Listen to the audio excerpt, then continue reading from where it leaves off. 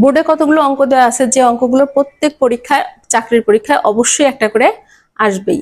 তো আমরা কিন্তু মুখে মুখে এই আনসারগুলো বের করে ফেলতে পারবো। খুব সহজে কিভাবে বের করতে ফেলতে পারবো সেটা একটু আমরা দেখি।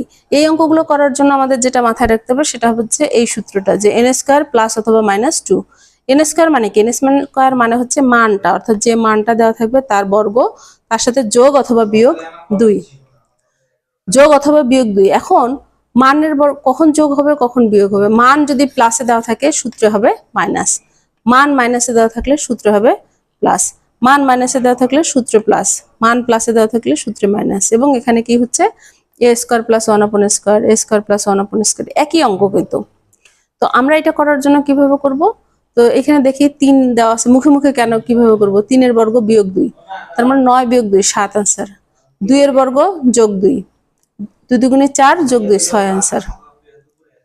5 এর বর্গ যোগ 2, তার মানে 5 5 25 2 27। 7 এর বর্গ √7 এর বর্গ, √7 এর বর্গ, √7 এর বর্গ, এখানে √7 এর বর্গ হচ্ছে 7, তার থেকে 2 বিয়োগ, তার মানে 5 आंसर। এভাবে কিন্তু মুখে মুখে আমরা অঙ্কগুলো করে ফেলতে পারি এবং বারবার প্র্যাকটিস করলে এগুলো কিন্তু আমরা দেখা মাত্রই উত্তর দিতে পারবো।